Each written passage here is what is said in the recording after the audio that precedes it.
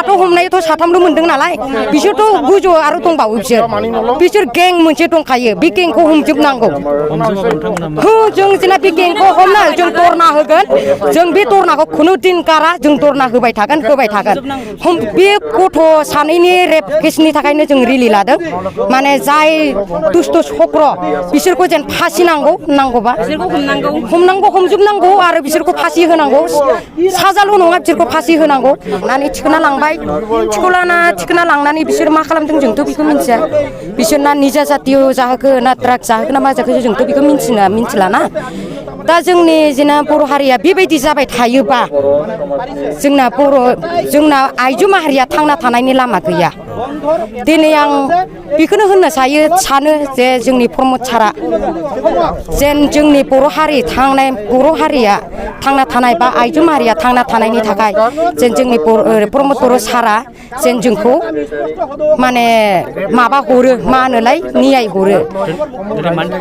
जों बे गथ' सानैनि रेप केसनि थाखायनो जों रिलि लादों माने जाय दुष्ट चक्र बिसोरखौ जेन फासि नांगौबा हमनांगौ हमजोबनांगौ आरो बिसोरखौ फासि होनांगौ साजाल' नङा बिसोरखौ फासि होनांगौ दिनैल' नङा बिसोर माने बार बेबायदि जाबाय थाखायो स्कुलाव थांनो हाला स्कुलावथ' जोंना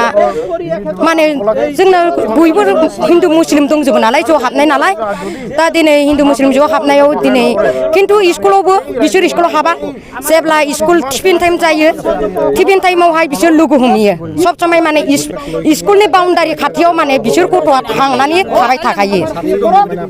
बेबायदि गुन्डागिरियावथ' दाथ' बर्थमान बोरै होननो हानो जोङो दाथ' हमनायाथ' साथामल' मोनदों नालाय बिसोरथ' गोजौ आरो दंबावो बिसोर गें मोनसे दंखायो बे गेंखौ हमजोबनांगौ जों जेना बे गेंखौ हमना जों दरना होगोन जों बे दरनाखौ खुनु दिन गारा जों दरना होबाय थागोन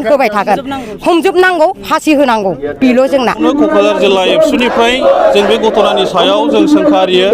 आरो निन्दा खालामो खारन थांनाय 24 तारिख हरनि 11टा बाजा समाव दा सानै जे हिनजावसाफोर माइनर बेखौ जे दिनै बुरखायनानै लानानै थांबाय जाय बिथांमोननि जे लोगो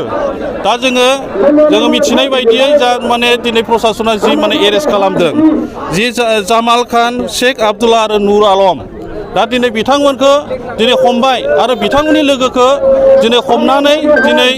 पुलिसा आयेन बायदियै दिनै साजा होनांगौ आरो बिथांमोनखौ फास्ट ट्रेक कर्टआव लांनांगौ होननानै जोङो क'क्राझार जिल्ला एबसु हिसाबै जोङो दाबि खालामदों दिनै प्रसासना बिथांमोननि सायाव गोबां दुरबलता दङ आरो दुरबलता बे बाथ्राखौ जोंनो फोरमायबाय थादों मा कारनाव बिथांमोननि सायाव दिनै दुरबलता दङ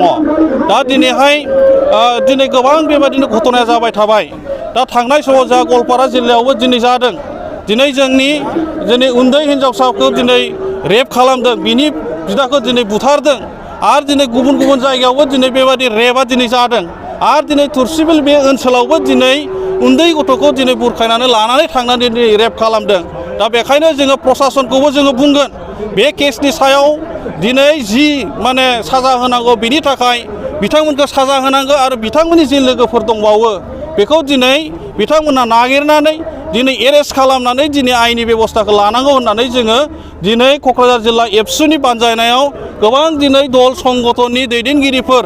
दिनै गुबुन हारिनि संगठननि दैदेनगिरिफ्रा दिनै बाहागो लाफैदों आरो दिनै जोंहा जोङो बे रिलिनि गेजेरजों दिनै जोङो बे जाथायनि सायाव न्याय मोननांगौ होननानै जोङो दाबि खालामदों आरो जितियालागै बे माने दाबिया पुरन जाया जोङो बे समसिमहालागै जोङो बे जाथायनि सायाव जोङो दाबि खालामलांबाय थागोन आरो जेरैखि जाया बे जाथायनि न्यायखौ जों मोननांगोन होननानै जोङो दिनै प्रसासना जि दुरबलता खालामदों बिनि सायाव दिनै जोङो फिननायखौ जोङो लुबैयो मानि दुरबलता दङ प्रसासना मा खारननि थाखाय दिनै दुरबलताया दङ दिनै जोंनि बे रिलिखौबो होबथानो थाखाय बिथांमोना बिराद माने खायदा कौशल खालामदोंमोन दिनै बे रिलिखौ खालामनो मोना होननानै प्रसासननिफ्राय बिराद टेलिफनिक भाबै फन दा मा दं बे दुरबलताया दा दिनै गावसिनि जे मावनो गोनां खामानिफोरखौ मावनो हायैनि थाखाय दिनै लाजिनाय मोनदोंमोन निस्सय दा बेनि थाखाय जोङो बिथांमोनखौ अराय सम जोंनि बे ओनसोलनि रायजो राजाफोरनि थाखाय आरो गुबुन ओनसोलाव जिहेतु बे जाथाया जाबाय थादों दिनै जोंनि ट्राइबेल माहारिनि सायाव जे दारि गोलावफोर माने खखाव दारि गोनांफ्रा माने गांसो गोनांफ्रा जि माने बे जाथाय जोंनि बर' बा ट्राइबेलफोरनि सायाव जे जोंनि माखासे मानसिफ्रा जे बेबादि जाथायखौ मावबाय थादों जों माब्लाबाबो सहायनो हाया आरो जों सहाया दा बेनि थाखाय जों जेब्लायसिम जोङो न्याय मोना अब्लासिम जोंनि आन्दोलना सोलिलांबाय थागोन। गोजोन्थों।